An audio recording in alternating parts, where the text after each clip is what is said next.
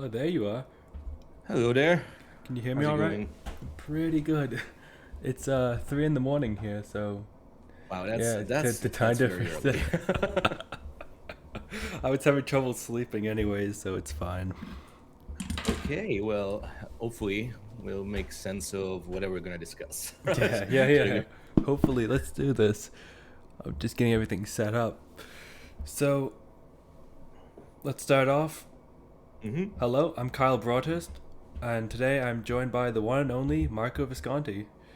Hello, Uh, everyone. Mar- Good to be here. Good to have you.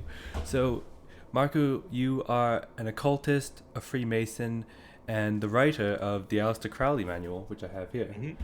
Wow, thank Um, you very much for getting it. I liked it. I enjoyed it thoroughly, and I definitely recommend reading this book if you're interested. If someone's interested in Aleister Crowley and his teachings, I truly feel that this book is the best place to start for understanding the enigma that was Aleister Crowley, the wickedest man in the world. And overall, just a great read. I've been looking forward to this interview for so long now. It's good to have you here today.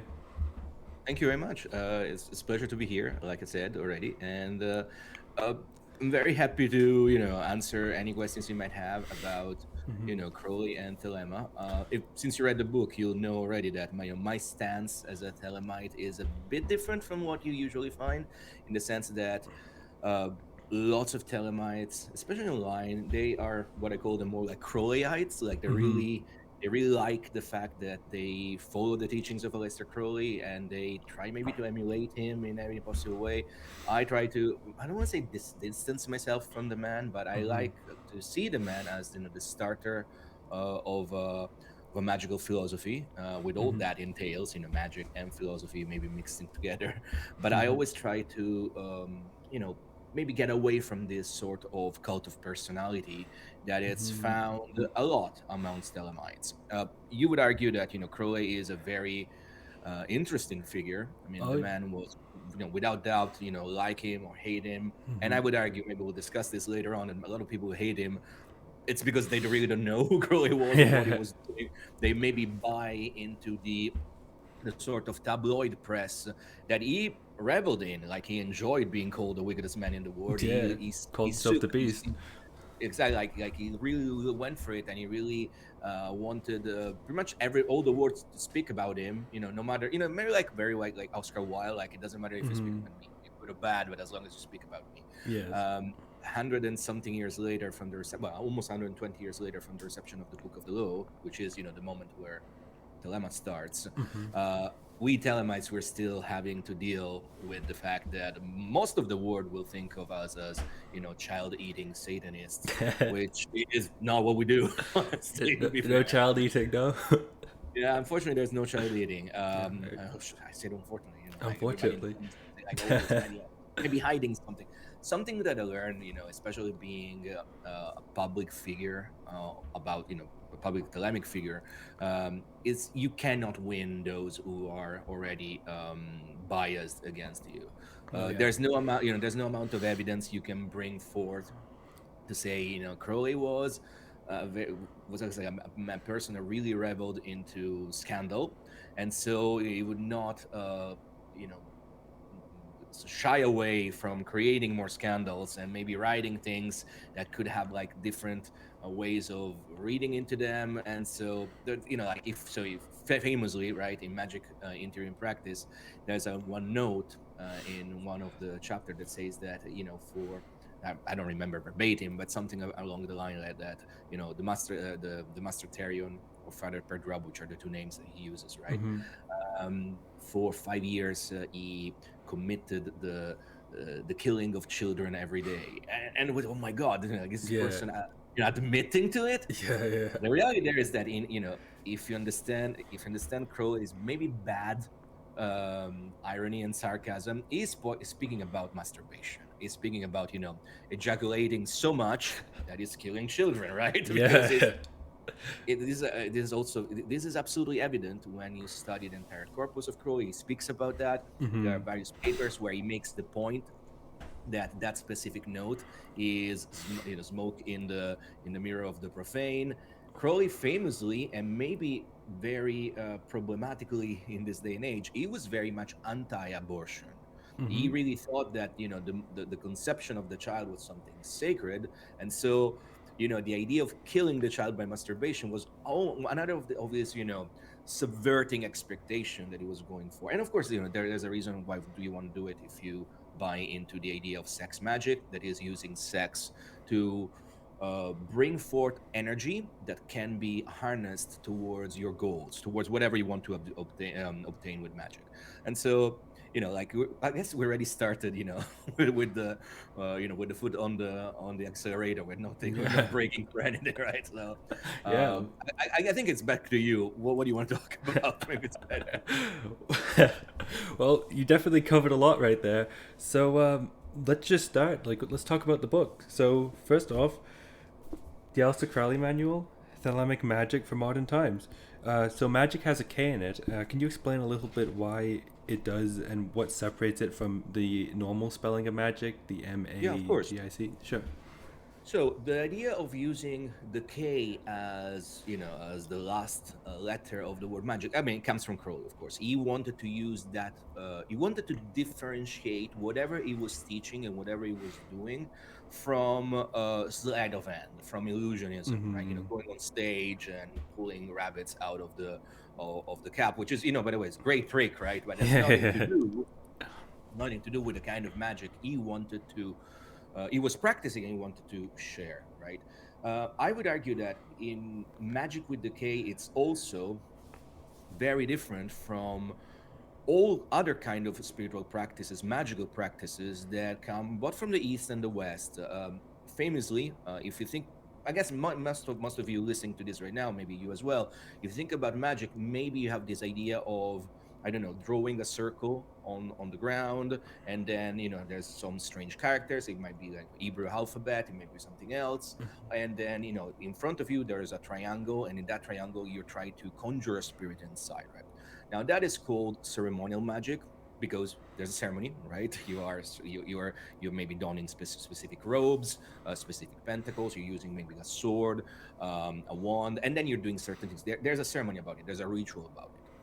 And I would say that this is, loosely, this is the Western tradition of magic, which is born of the grimoires. Mm-hmm. Grimoire is a word that comes, likely, we don't really know, but likely comes from the French grammaire, which means grammar.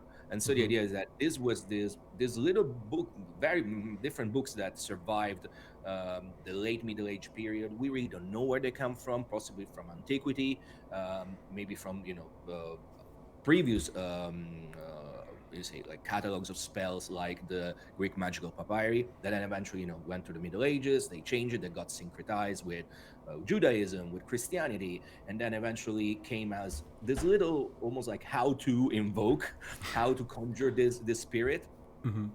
And then in many ways that became the Western tradition, how you do magic. Okay, how Mm-hmm. do you pretty much interface with the supernatural, whatever is out there, right? Yeah. Now, Magic with the K is a bit different than that, in the sense that it is a unique blend of this Western tradition, using ritual, using specific words, specific tools, specific days of hours of the day, looking at the astrology, Mm-hmm. and an Eastern magical philosophy, an Eastern series of spiritual practices, such as things that are very popular this day, but they weren't at the time when Crowley were around. Yoga is one of them, right? Yoga Mm-hmm. at the time when Crowley was writing was still something very new to Mm-hmm. the Western minds. Something was just being introduced in the West, and so from yoga, you would go in a little bit further. You go into something called tantra, and tantra is a very complex concept. I am absolutely not fully qualified to speak about it, but I would definitely, if you're interested in reading more about tantra, I would point you towards the blog of Phil Hine,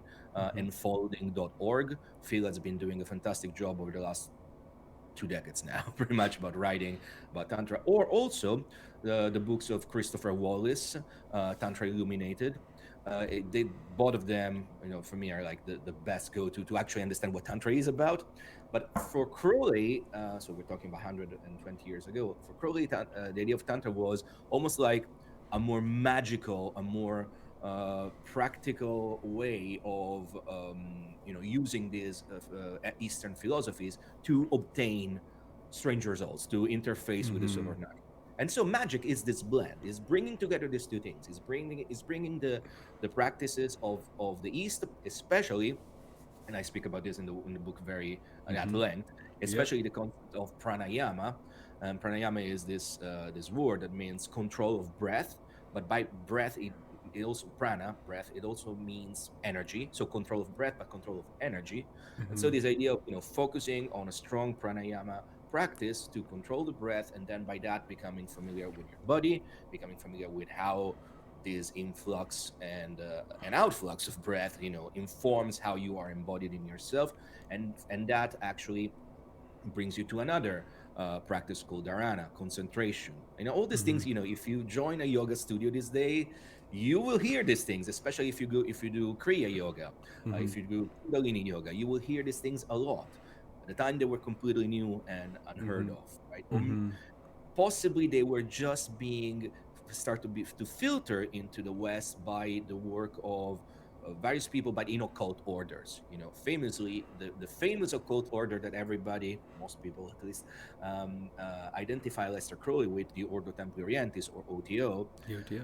It started because a bunch of German Freemasons became to be exposed to yoga and tantra as well, and Mm-hmm. so they were thinking, like, how can we make Freemasonry more interesting and more practical? Oh, we can bring these teachings Mm-hmm. alongside.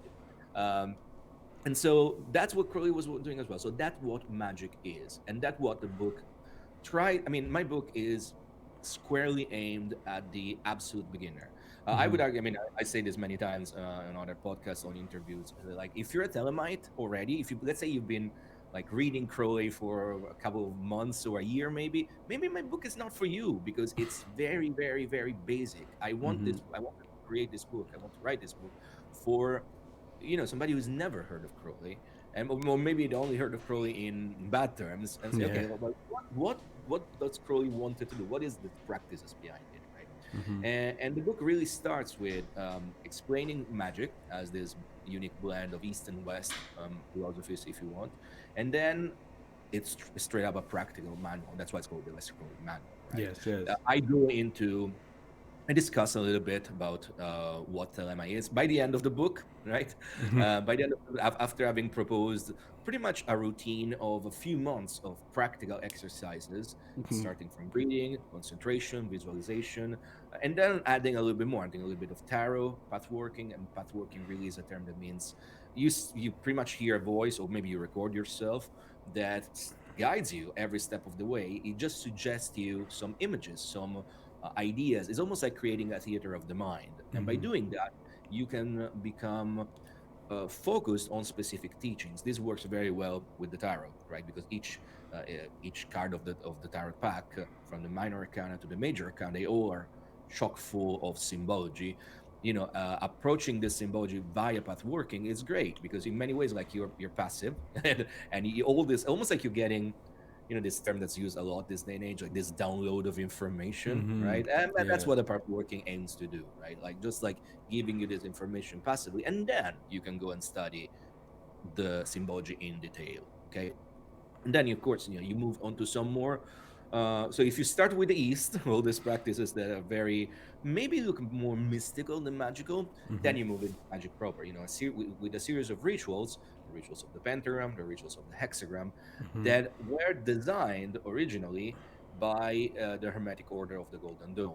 Mm-hmm. The Hermetic Order of the Golden Dawn is pretty much the blueprint of what a magical order is in our mind. Like, if you're interested in magic, if you're interested in occult, read anything about it, but of course you were born and raised in the United States, in the UK, in Italy, Mm-hmm. in the West, let's say, you've been steeped into a culture that had that kind of archetype, the magical school. Mm-hmm. The magical school being, the Hermetic Order of the Golden Dawn, which was this group of, again, originally Freemasons, that formed in here in England, well, in London, I would say, Mm-hmm. in 1875, if I'm not mistaken. Not sorry, that's the Theosophy. That's Theosophy. Yes, I think 88.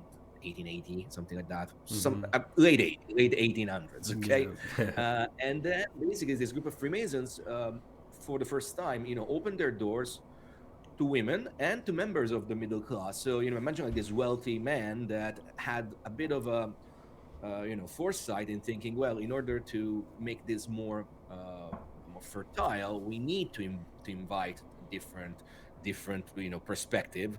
And Mm-hmm. so breaking with tradition, but that was a big thing back in the day. Oh yeah. They opened their doors to women and their doors to the middle classes, and by doing that they created very this very complex, in fact, set of initiations, of rituals, of practices that were really getting from everything they could.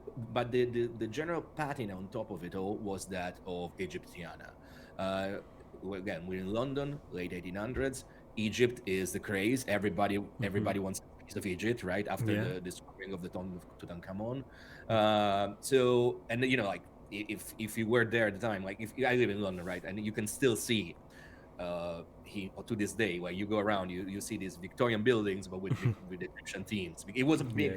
big thing, right? Mm-hmm. And so the genius of the Hermetic Order of the Golden Dawn was, in order to attract members, was okay. We give you this patina of Egyptiana, but in fact, what they were transmitting was really, Masonic and esoteric Christian message. Like Mm-hmm. the main spiritual drive behind the Hermetic Order of the Golden is an esoteric Christian message. Okay, it's not, of course, it's not something that the Vatican or the evangelicals will ever see as Christian. Actually, maybe they will say, actually, that's this Lucifer, trying to Yeah. fool everybody. But the message really is that the only salvation comes from Christ. And of course, it's an esoteric Christ. It's very similar to the idea of this esoteric Christ you find in William Blake, you find in a lot of poets, or if you want to go on the opposite side of the spectrum, you find in Sufi poetry. Of course, Sufis don't speak of Christ, speak of God, but that's the same idea. You have to find a divine spark in the universe that represents, this transmission of God onto Earth. So that was the Hermetic Order of the Golden Dawn. They created all these rituals, and the rituals that I present in the book come directly from them. It's Mm-hmm. my spin on it, right? I admit also in the book that I simplify things here and there, Mm-hmm. because at the end of the day, what my interest is, being a Thelemite, to bring people to Thelema.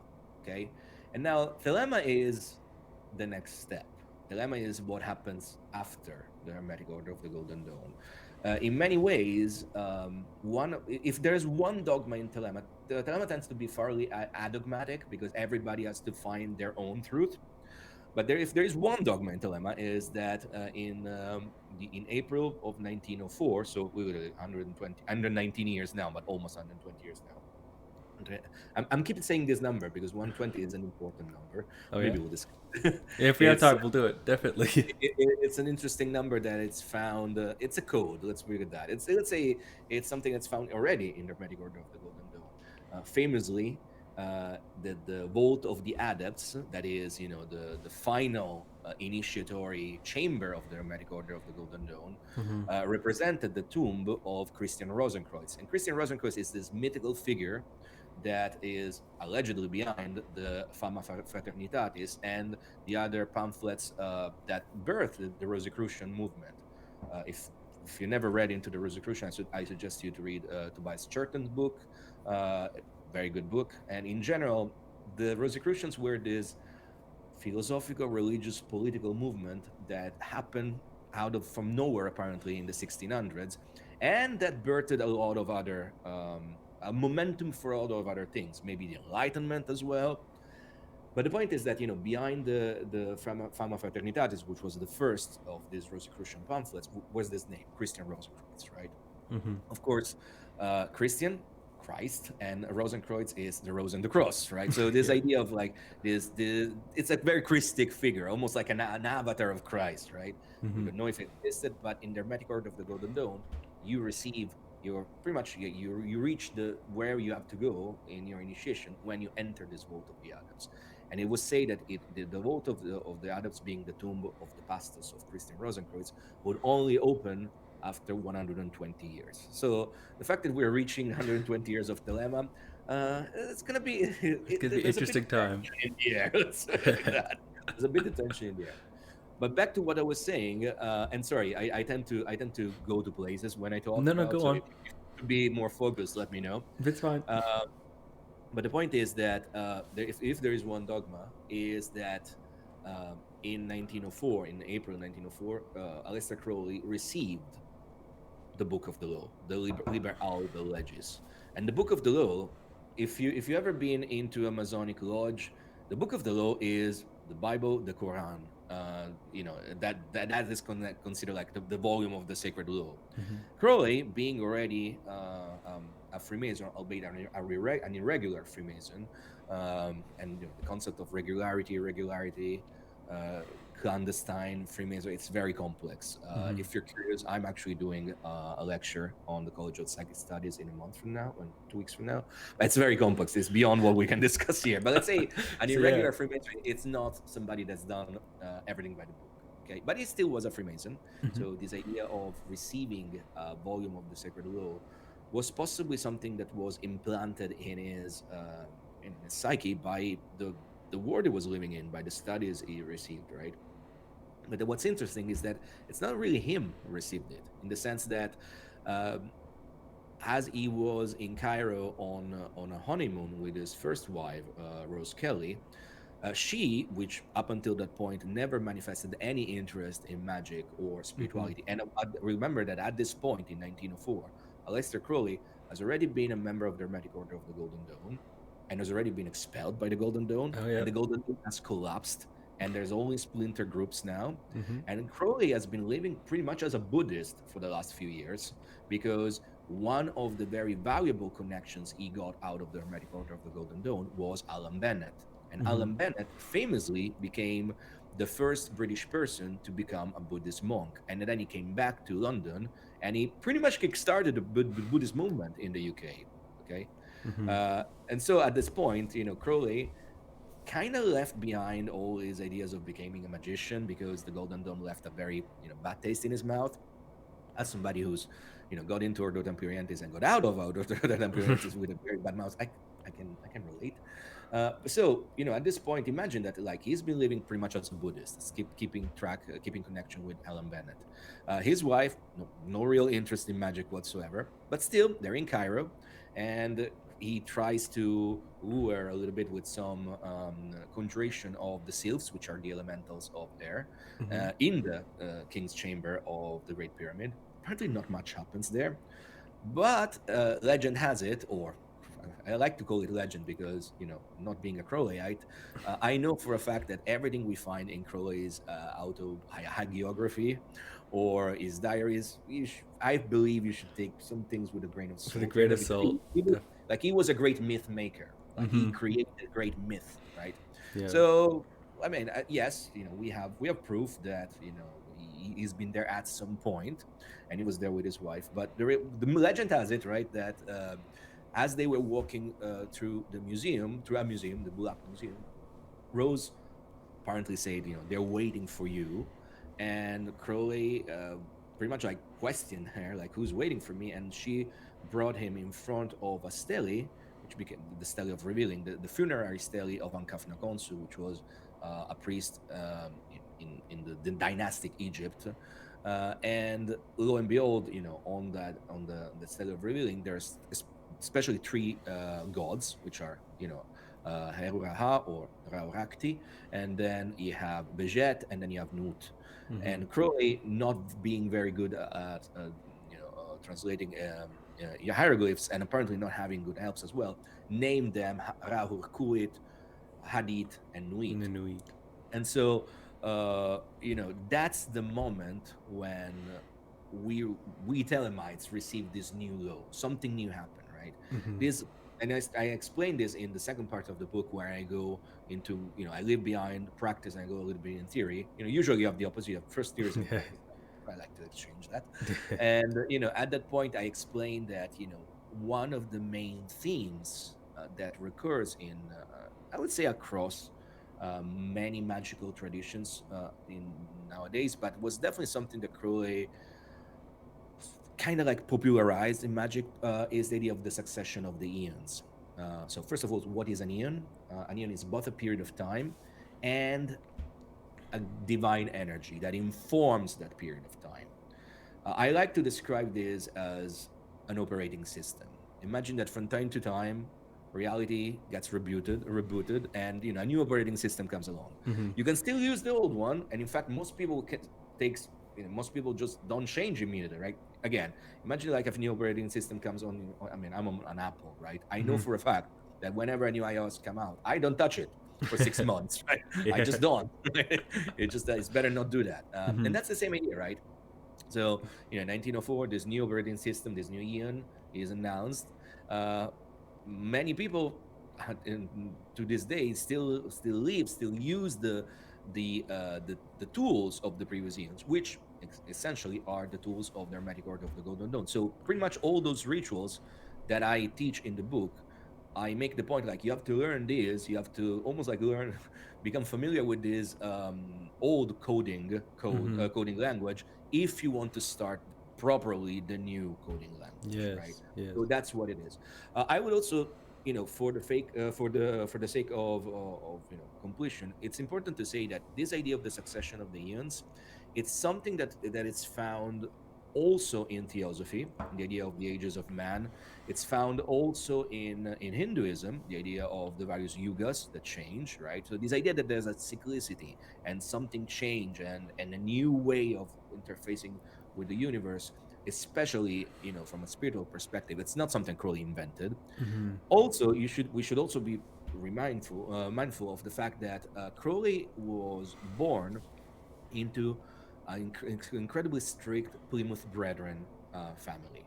The Plymouth Brethren are, let's say, a very fanatical, very exclusive sect of Christianity that pretty much tells that everything you just have to read the Bible. You cannot read anything else. Mm-hmm.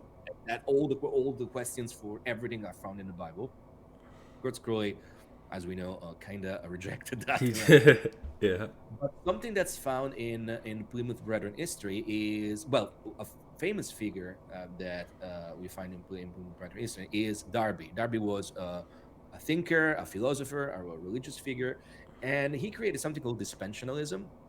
And the idea, and this is pretty much the same idea of the successions of the eons, right? Mm-hmm. Darby speaks of it strictly in a Christian term, and the idea that as time passes, new prophets come along, and these new prophets build on top of whatever previous prophets said, always in bringing forth the gospel of Christ, but with changes maybe. Mm-hmm. So it's definitely sure. I mean, I have no doubts whatsoever that Crowley inherited Darby dispensationalism. He inherited theosophy, which was very big at the time. Again, Crowley was born in 1875. Theosophy was founded in 1875. Mm-hmm. So by the time Crowley is a young man, interfacing with the Hermetic Order of the Golden Dawn, which was a new thing. Mm-hmm. Theosophy is very big at the time, right? Instead, it's very, very well established. So definitely, he was exposed to the idea of theosophy, and through his studies of Eastern traditions, definitely he must have been exposed to the idea of yugas and the idea of the cyclicity of time. So I don't know how we got here, but I guess we got here. Back to you, I suppose. Crowley was a very complex character, very sometimes hard to understand. Yeah, he had a lot of different beliefs and ideologies, for sure. What I find interesting is how he took like a belief from every kind of system, every belief system, and made it into his own. Yeah. And like we were saying with the Egyptian gods, would you call them? Yeah, you can call them. That he took them, and because either poor translation or just because he felt like it, he gave them different names, and that he kind of took what was established from the Golden Dawn, Hermeticism, Buddhism, all these different beliefs, and put them together in what we now have as Thelema, which is really an amazing concept. There's a lot about Crowley that people I think assume that being called the Beast or the wickedest man in the world. There are definitely a lot of misconceptions about him. So let's go over a few of them. Yeah, sure, absolutely. I'm happy All to do right. that. All right. So I think the biggest one with Crowley is do what thou wilt. Means do whatever you want. Okay, obviously that's not it. That is not it at all. No. That, that is not it. Do what the will. First of all, it's not do what the will only, right? Is do what the will shall be the whole of the law. Believe the whole of the law. But there's always a second part that a lot of people, maybe a lot of rappers that made that do what the will famous in the last 20 years, like they never got to the second part, Yeah. which is love is the law, love and the will. So the idea is that first of all, those are two of the most famous aphorism, most important aphorism in Thelema. I would say that, in fact, in the book, I say that if you want to, summarize Thelema, you need those two and the third one, which is every man and every woman is a star. Those are all phrases that are found in the Book of the Law, in Liber Alba Legis. And so, pretty much like everything, if you were to study Liber Alba Legis your entire life, you would get everything you need to get from Thelema. Okay. Of course, it's very cryptic.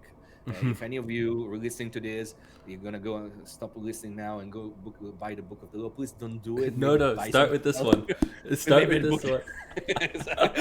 I've noticed you won't make much sense of it. Yeah, I've noticed because I started reading the Book of Lies, and good luck with that. I'm like, okay, where do I start? I'm gonna answer your first question, then I'm gonna touch briefly on Book of Lies. So, do what thou wilt shall be the whole of the law. It means that everything that exists, everything that you can experience, is subsumed by you discovering your true will. Okay, will. Every time you find the term will in Thelema, is speaking of pure will, which is what you find in the Book of the Law. You never found the term true will in Thelema, but Crowley speaks about true will a lot. You only find pure will, and pure will and true will, they're interchangeable. Okay, some will say, some Thelemic scholars would say that there's a nuance there, but let's keep it simple for now. Keep it simple, yeah. Let's say it's the same. And pure will and true will is something that's also very difficult to put into words, because some have tried to explain it, and I did a terrible job in the book, but I tried to keep it simple, like as a purpose, right? Like, so what is that you are called to do in this life? And I say life, I could use the term incarnation. I personally believe in reincarnation. I also personally know that it's not what people make it to be. But let's say that the soul maybe can go through the experience of life many times, okay? And each time you should be able to, in many ways, remove all that you think you want, all that you think you as Kyle or Marco, we think we want: money, success, fame, or more simply, a house, something stable, a nice job, and things like that, just something to get by. Because the reality that all those things can be important, even money, success, fame can be important in your specific incarnation, but all of those are accessories to this purpose that you are here to do. And again, it's very difficult to describe this, because your purpose will be different than mine, and that's also this goes back to the third aphorism of every man and every woman is a star. The star is the representation of the divine self. Okay, the sun famously is the icon of the divine self. Across every culture, pretty much, the sun can be seen as a representation of God, like the God we can see, the one that gives life to everything. Well, Thelema tells us that, in fact, that sun is one of many, because there are multiple stars, infinite stars in the universe, and we are the same as those stars. It's almost like we are having a human experience right now. So, do what the will is an implication, is an exhortation to always strive towards redefining and understanding what spiritual purpose is. So it's not to do whatever you want, right? Of course not. If you go on TikTok, you will find me stitching with a lot of people, doing things like famously one of the TikToks that a lot of likes and whatever. It's like, there's this young woman saying, "Oh, do what the will means, whatever the fuck you want." And I was like, I see you're confused. Let's go. Let's go about that. But honestly, I can understand it's what most people would think, because there's another point. It's absolutely undeniable that if we analyze Crowley's life, Crowley is as far as we can think from, a saintly prophet, which is what we tend to think when we think of prophets, when we think of gurus, when we think of men or women we should listen to. Yes. In many ways, possibly, his failure as a perfect being is a reminder that we are all humans and we always have to deal with our humanity that's faulty. But the idea is to keep on going, right? Keep on going towards the spiritual self, towards that divine star that's hidden.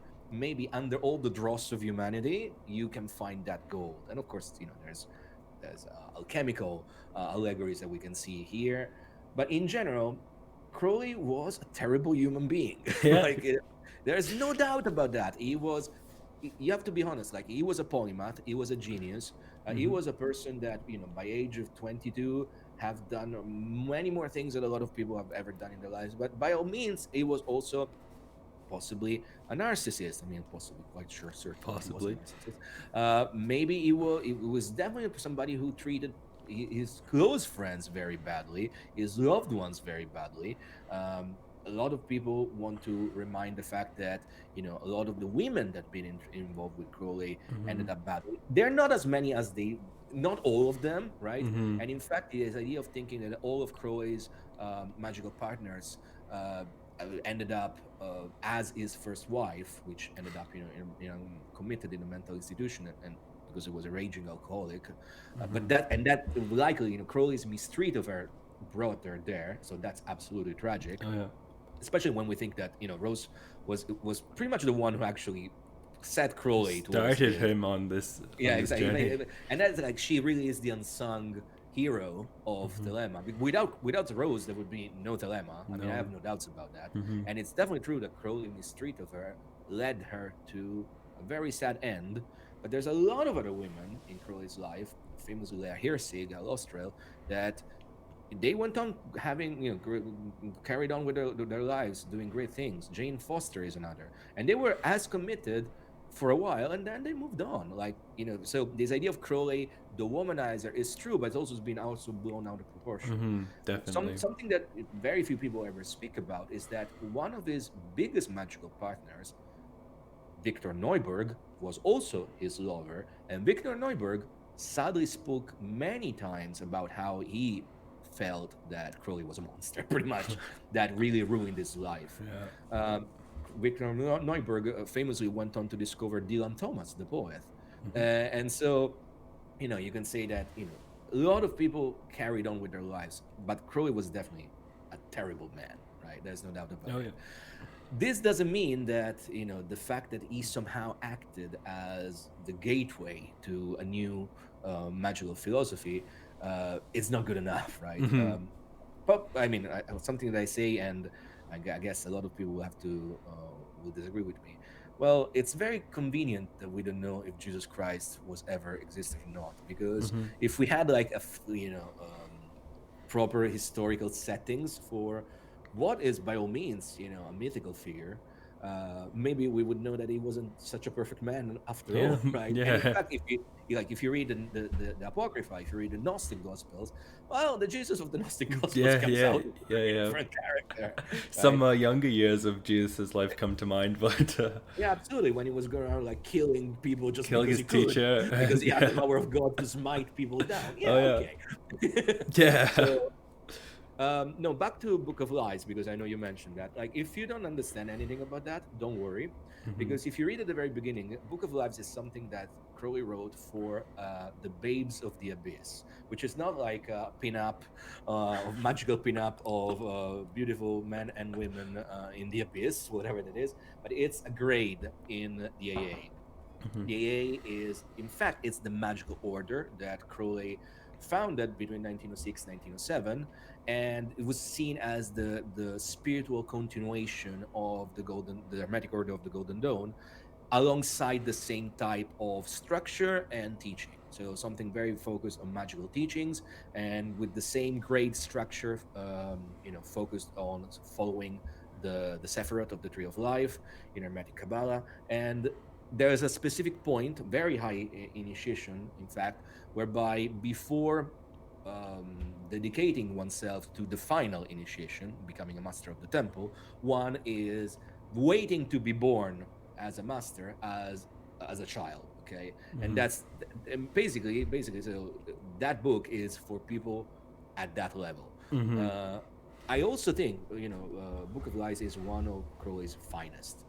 It's his poetry is amazing. The visions he conjures there are very inspiring.